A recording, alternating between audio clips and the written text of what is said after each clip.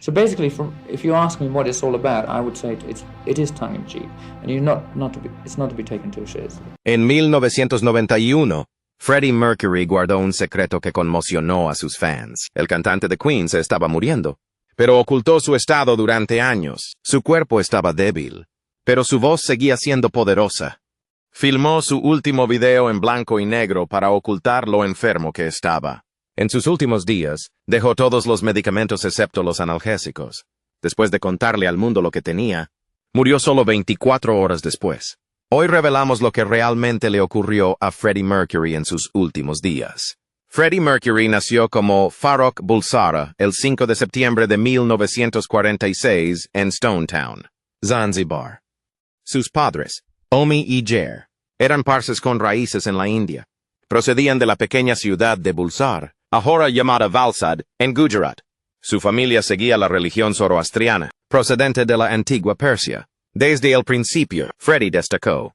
Nació con 4 dientes de más y más tarde se creyó que esta inusual estructura bucal le dio su potente voz para cantar. Su registro oscilaba entre el bajo profundo y la soprano. También nació como súbdito británico, ya que Zanzibar aún estaba bajo dominio británico. Ese pequeño detalle le abriría más tarde puertas que cambiaron su vida para siempre. Cuando Freddie tenía 6 años, nació su hermana Kashmir. Años más tarde, en 1969, se convirtió oficialmente en ciudadano del Reino Unido y de las colonias justo cuando su fama empezaba a crecer. Sus primeros años en Zanzibar fueron tranquilos y privilegiados. Su padre trabajaba para la oficina colonial británica como cajero en el Tribunal Supremo. En Zanzibar estalló una violenta revolución. Miles de árabes y sudasiáticos fueron asesinados. Los Bulsara tuvieron que huir. Dejaron todo atrás y escaparon a Inglaterra. Freddie tenía 17 años. Fue un cambio repentino del paraíso isleño al frío y gris Beltum. La vida nunca volvió a ser la misma. Pero el verdadero comienzo ya había empezado años antes. Cuando Freddie tenía 8 años, sus padres lo enviaron a St. Peter's School en Ponchani, India. Era un internado de estilo británico escondido en las colinas de las afueras de Bombay. El lugar era estricto.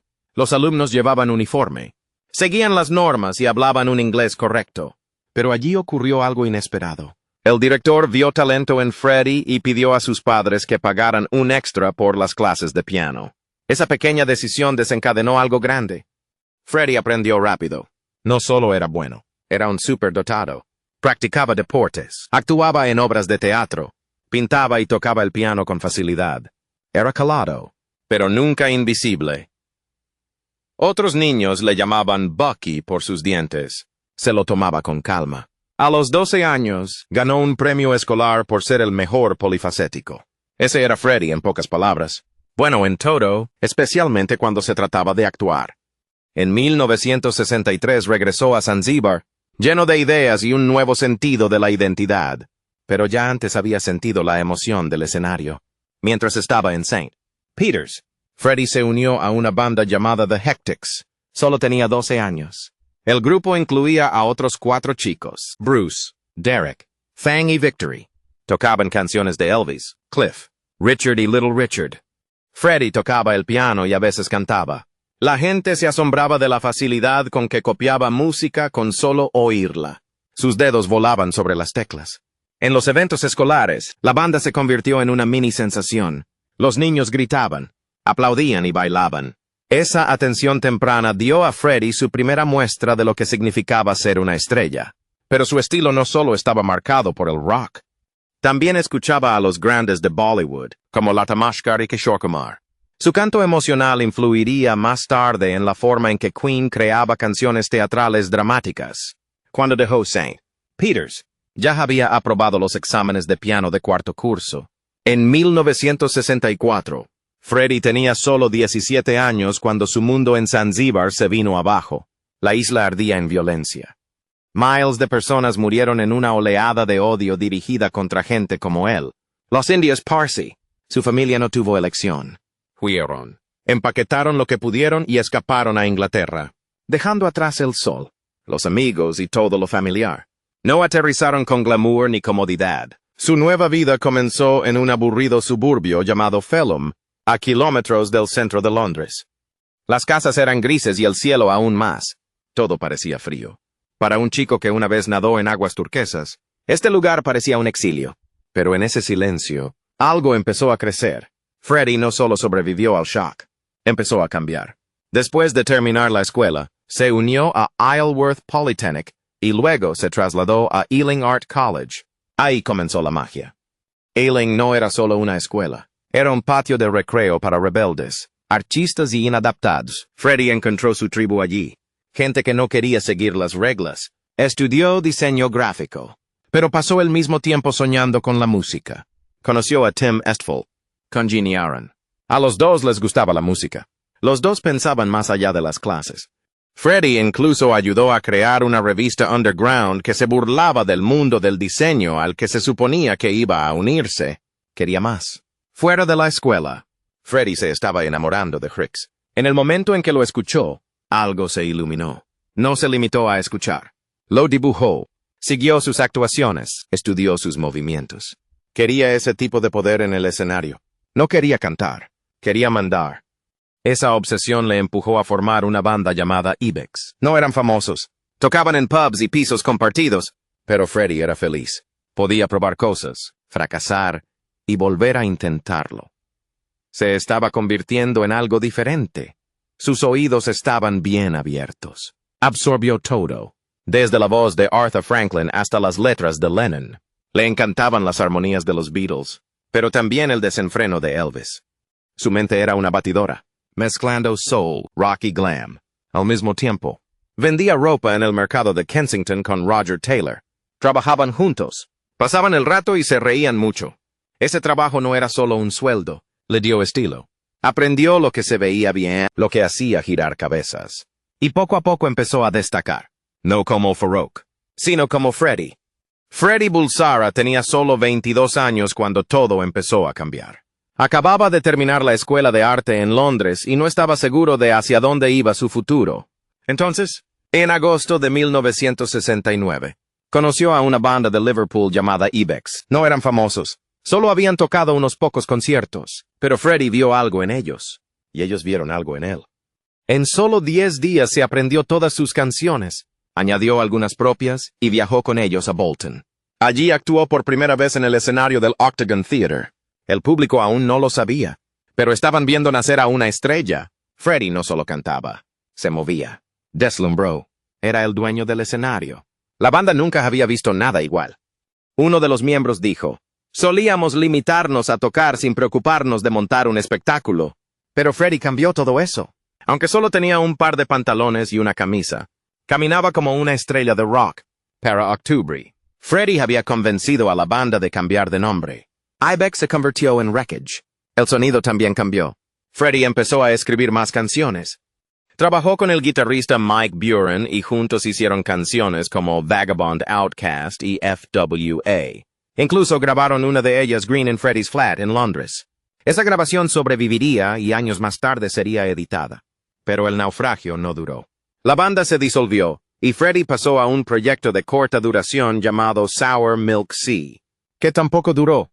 Aún así, Freddie no se inmutó. Ya estaba pensando en grande. Una vez les dijo a sus antiguos compañeros de banda, no vamos a conseguirlo tocando toda esa mierda de blues de 3 acordes. Tenemos que escribir nuestras propias canciones. Y entonces vino el giro que nadie esperaba. El 29 de marzo de 1970, Tim Staples dejó su banda. Esa banda era Smile y tenía otros 2 miembros, Brian May y Roger Taylor.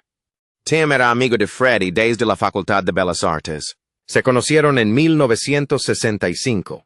Así que cuando Tim se fue, Freddie no perdió el tiempo. Él intervino. Se sentía como el destino. Smile ya tenía talento. Pero Freddie trajo algo diferente, algo magnético. Tenía la voz, la visión y la confianza. Incluso antes de unirse, solía ir a sus conciertos y decirles cómo podían hacerlo mejor. Brian y Roger no estaban seguros al principio. Roger dijo más tarde que solo era mi compañero loco. No un cantante, solo alguien que siempre estaba dispuesto a divertirse. Pero eso cambió rápidamente. Freddie había estado esperando esto, y una vez que entró, no hubo vuelta atrás. Empujó a la banda a ser más dramática. Les dijo que se atrevieran con los regalos escénicos, los disfraces, todo. Quería que fueran más grandes que la vida. Entonces sugirió un nuevo nombre, Reina. Sonaba grandioso, sonaba a realeza. Brian y Roger dudaron. Pensaron que podría ser demasiado. Pero Freddie se mantuvo firme. Dijo que era perfecto, universal, fuerte, y sí, incluso un poco provocativo. Al mismo tiempo, también cambió su nombre a Mercury. Esto no era solo una nueva banda, era una reinvención en toda regla, pero aún no estaban completos. Necesitaban un basista, y esa parte era complicada. Probaron con algunos, pero ninguno encajaba. Entonces, un día de 1971, conocieron a John Deacon. Era calado, solo 19 años, estudiante, no llamativo como el resto. Pero apareció en el ensayo con su bajo y un amplificador custom-built. Ese amplificador más tarde ayudaría a dar forma al sonido característico de Queen. Tocaba con soltura, se mantenía humilde y no luchaba por llamar la atención. A la banda le gustó eso. Lo trajeron. Queen finalmente estaba completo. La influencia de Freddie fue aún más lejos. No solo cambió el nombre, también diseñó el logo. Usó lo que aprendió en la escuela de arte para dibujar un escudo. Tenía leones, un cangrejo, hadas, todo basado en los signos zodiacales de la banda. Los leones eran para Roger y John, el cangrejo para Brian, las hadas para el propio Freddie. Lo envolvió todo alrededor de una letra Q gigante con una corona en el centro y un fénix encima. Parecía algo real, como si perteneciera a una banda destinada a dominar el escenario. Pero su primer álbum no fue fácil. Lo grabaron en los estudios Trident, donde habían trabajado grandes nombres como los Beatles. Sin embargo, Queen aún no era un grupo grande, así que tenían que utilizar el estudio solo en horas de descanso. Por la noche, cuando todo el mundo había terminado, se quedaban esperando, luego entraban y grababan hasta la mañana. Era agotador. Estuvieron así durante meses. Cuando terminaron el álbum, hubo más malas noticias. Se retrasó. Esperaron y esperaron. Finalmente salió en julio de 1973. Las críticas fueron mixtas. Algunos lo entendieron. La mayoría no, pero a la banda no le importaba. Sabían que estaban construyendo algo que duraría. En 1974, Queen todavía estaba tratando de averiguar quiénes eran realmente. Sus primeros álbumes tenían talento, seguro, pero se sentían dispersos. Demasiado largos, demasiado complejos, demasiado tratando de ser algo más. Pero todo cambió con puro ataque al corazón. Fue el momento en que Freddie Mercury dejó de experimentar y empezó a adueñarse de su sonido. Endureció las canciones, les dio dramatismo, glamour, y las hizo sentir grandes, incluso cuando solo duraban 3 minutos. Entonces llegó Killer Queen y de repente no eran solo otra banda, eran la banda. La canción explotó en el Reino Unido, cruzó a América, y Queen finalmente se abrió camino. Pero entre bastidores, las cosas no eran nada glamurosas. Queen estaba en quiebra. Su discográfica, Trident Studios, se quedaba con la mayor parte del dinero, mientras que a la banda le pagaban como a trabajadores a tiempo parcial. Tenían éxitos, pero no podían permitirse una vivienda adecuada. Freddie vivía en un pequeño piso húmedo, y John Deacon ni siquiera podía conseguir un préstamo para una casa. Fue entonces cuando se quebraron. Tras meses de batallas legales, se liberaron, pero a un alto precio. Tuvieron que pagar cientos de miles y renunciar a los derechos de autor de futuros álbumes. El momento era arriesgado porque, justo cuando se liberaron, decidieron grabar el álbum más caro de su historia. A Night at the Opera no era un disco más. Fue un último golpe. Utilizaron 7 estudios, gastaron más dinero que ninguna banda británica antes y apostaron todo a que funcionara. Tenía que funcionar o estaban acabados. La presión era aplastante, pero les obligó a apuntar más alto. Freddie, siempre el más audaz, llegó con un monstruo de 6 minutos llamado Bohemian Rhapsody. Al principio no tenía sentido para nadie. Sin estribillo. Locura operática. Pero Freddie no preguntaba, sino que contaba. Filmó un video barato pero impactante en un solo día. Lo lanzó y reescribió las reglas de la música pop. La canción se mantuvo en el número 1 durante 9 semanas. Era diferente a todo lo anterior y funcionó. Freddie no solo cambió la música con esa canción, se cambió a sí mismo. En el escenario, se convirtió en algo nuevo. No solo cantaba, dominaba, se pavoneaba y actuaba como un poseso. Su voz podía alcanzar agudos de locura y graves desgarradores. Podía pararse frente a 20,000 personas y hacer que cada una sintiera que estaba cantando solo para ellas. Ese soporte de micrófono roto que accidentalmente rompió Lo convirtió en un accesorio, un arma, un movimiento característico. Cuando cantó Bohemian Rhapsody Live por primera vez, la gente no solo estaba viendo un concierto, estaban viendo a un showman en plena floración. Entonces llegó aquella noche de 1977, Bingley Hall. Después de que la banda tocara, la multitud de repente empezó a cantar You'll Never Walk Alone. Nadie lo planeó, simplemente sucedió. Freddie miraba, asombrado. Se volvió hacia Brian May y le dijo, necesitamos canciones para esto. Ese momento inspiró We Will Rock You y We Are the Champions. Dos de los himnos de estadio más icónicos de la historia nacieron de un momento crudo y emotivo con los fans. Mercury ya no se limitaba a actuar. Creaba música que las multitudes podían gritarle, y lo hacían cada noche. Cuando Another One Bites the Dust apareció en 1980, Freddie había llevado a Queen lejos de sus raíces glam rock. La canción era funky, vanguardista y totalmente inesperada. La gente pensaba que Queen no podría lograrlo, pero lo hicieron. Se convirtió en su mayor éxito en Estados Unidos. Mercury nunca se quedó en un carril. Siguió moviéndose, siguió reinventándose. Por eso su música seguía llegando a gente nueva. Nadie podía inmovilizarlo. Y con el éxito llegó la indulgencia. Mercurio no creía en ahorrar dinero. Creía en gastarlo. Si le gustaba algo, lo compraba. Si su hermana necesitaba una cocina, se compraba una nueva. Si una joyería estaba cerrada, la hacía abrir solo para él. Su fiesta de cumpleaños en una pizza era pura locura. 700 invitados. Una tarta gigante inspirada en la Catedral de Dios y cientos de vasos rotos al final. Freddie no solo vivió a lo grande, vivió más fuerte que nadie. Pero no todo lo que hizo se convirtió en oro. En 1984, Queen decidió tocar en Sun City, Sudáfrica, en pleno régimen del apartheid. Era legal. Pero era controvertido. Hubo un boicot cultural. La mayoría de los artistas se negaron a ir. Queen fue de todos modos. Dijeron que no era político. Pero otros lo veían de otra manera. La reacción fue brutal. Fueron multados, puestos en la lista negra y citados en canciones de protesta. Años más tarde, incluso la banda admitió que podrían haber cometido un error. No lo hicieron por dinero, afirmaron. Pero el daño estaba hecho. Freddie Mercury siempre buscaba algo nuevo. En 1980, esa persecución llevó a Queen a un territorio desconocido.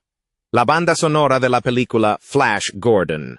No era un álbum de rock en toda regla, y solo un par de canciones tenían letra.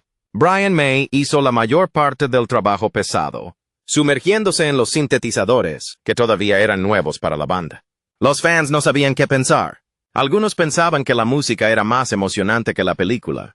Otros no lo entendieron en absoluto, pero ese extraño proyecto insinuaba algo más grande.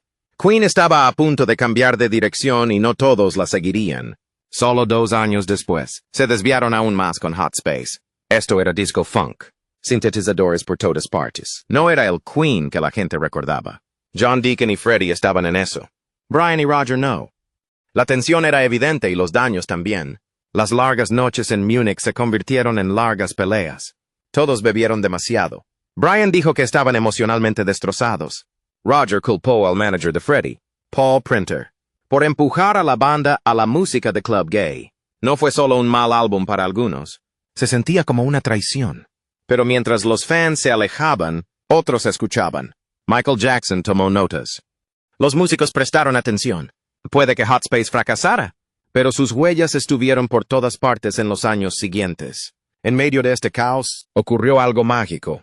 Queen se reunió con David Bowie en un estudio de Suiza. Lo que empezó como una jam se convirtió en bajo presión. Esa línea de fondo, puro diácono. La energía. Choque total. Freddie y Bowie se peleaban constantemente, pero esa chispa hizo que la canción fuera inolvidable. Fue directo al número 1, y demostró algo.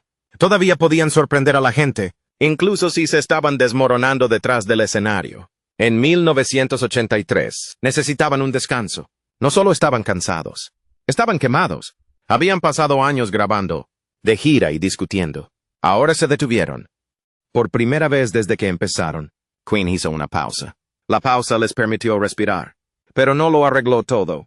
La banda se dividió en 2. Freddie y Deacon querían más baile. Brian y Roger se aferraron al rock, La lealtad de Freddie a Printer solo empeoró las cosas. Aún así, ese silencio les dio tiempo para recordar quiénes eran y lo que aún podían llegar a ser. Luego vinieron los trabajos en 1984. Era el reinicio que necesitaban. Freddie aportó su destello. Deacon añadió ritmo. Pero Brian y Roger finalmente recuperaron sus guitarras. El sonido estaba equilibrado. Rock y pop juntos. Radio Gaga explotó. I Want to Break Free se convirtió en un himno. La banda estaba de vuelta. Se mantuvieron en las listas de éxitos durante casi 2 años, y esta vez, el mundo entero se dio cuenta excepto Estados Unidos. El video de I Want to Break Free mostraba al grupo vestido de mujer. El Reino Unido entendió la broma. MTV no. El video fue prohibido. Los fans se dieron la vuelta. En Río, cuando Freddie se puso el disfraz en el escenario, el público le tiró cosas. Fue brutal. Y Queen nunca se recuperó del todo en los EEU. Después de eso, Freddie no se detuvo. Tenía algo más que demostrar. En 1985, lanzó Mr. Bad Guy, su álbum en solitario. Era puro Freddie, sin concesiones, todo él.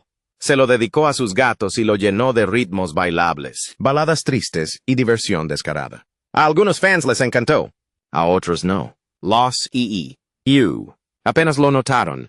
Pero para Freddie no se trataba de ventas. Se trataba de libertad. Había pasado años atrapado en la máquina de Queen. Ahora lo estaba haciendo a su manera. Y entonces hizo algo que nadie vio venir. Se asoció con una estrella de la ópera. Montserrat Caballé era una de sus heroínas. Y de alguna manera consiguió que ella dijera que sí. Se conocieron en un hotel de Barcelona. Le puso una maqueta cantando sus partes en falsete. Ella se quedó pasmada. Grabaron Barcelona y fue mágico. Mezclaba ópera y rock como nadie lo había hecho antes. Cuando Barcelona fue elegida para los Juegos Olímpicos de 1992, la canción se convirtió en un himno. Incluso grabaron un álbum completo juntos. Fue audaz, extraño y hermoso. Como Freddie. Freddie Mercury sabía que se le acababa el tiempo, pero no dejó que eso lo detuviera. A principios de 1988, pocos meses después de que le diagnosticaran el VIH, entró en el estudio con Queen y empezó a grabar de nuevo. No se lo dijo al público. No quería compasión, solo quería cantar. Y de algún modo, a pesar del dolor y el miedo, dio todo lo que tenía. El resultado fue The Miracle, un álbum que no parecía una despedida, sino un triunfo. Llegó al número 1 en toda Europa. La gente aún no lo sabía, pero fue un milagro en más de un sentido. Luego vino Innuendo. Cuando trabajaron en ese álbum, el cuerpo de Freddie estaba más débil, pero su voz no había perdido un ápice de potencia. Brian May dijo más tarde que Freddie les pidió que siguieran escribiendo canciones. No le importaba lo enfermo que estaba. Quería seguir adelante. Les dijo, pueden terminarlo cuando me haya ido. Pero mientras estuvo aquí, les dio todo. La canción del título llegó al número 1. Era audaz, inquietante y brillante. Como él. En público. Sin embargo, la verdad era cada vez más difícil de ocultar. El 18 de febrero de 1990, Freddie subió al escenario de los Brit Awards para aceptar el Lifetime Achievement Award con Queen. No dijo mucho. Solo 5 palabras. Gracias, buenas noches. Su silencio dijo más que cualquier discurso.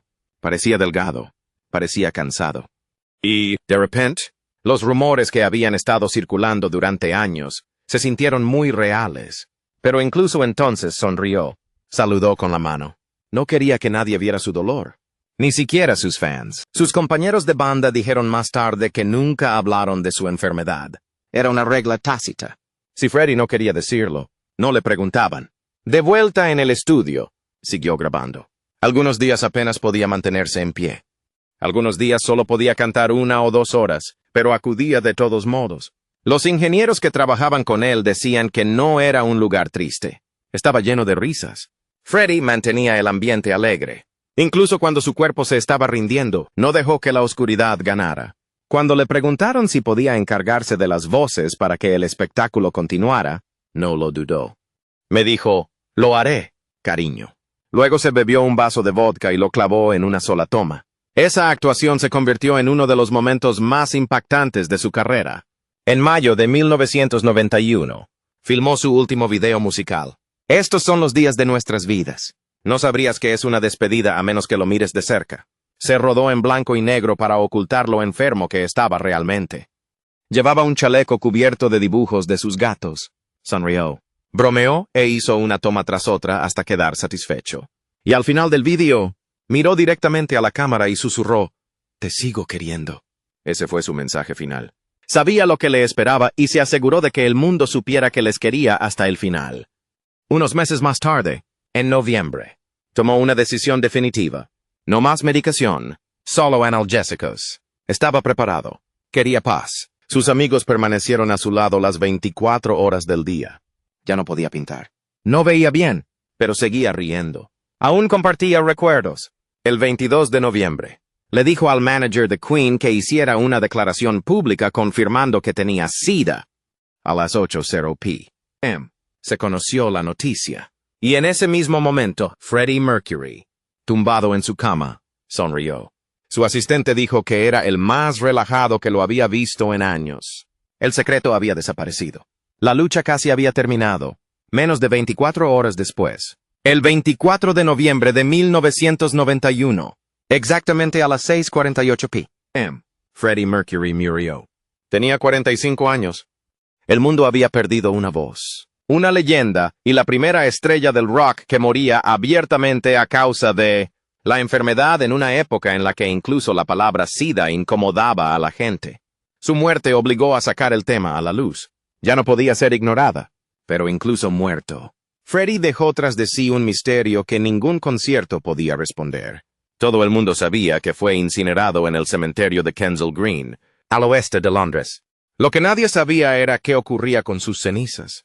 Durante más de un año, permanecieron sin reclamar. Fue Mary Austin, su mejor amiga y antigua amante, quien finalmente se las llevó, y nunca dijo a dónde fueron a parar. En 2013, unos fans encontraron una pequeña placa escondida en el cementerio.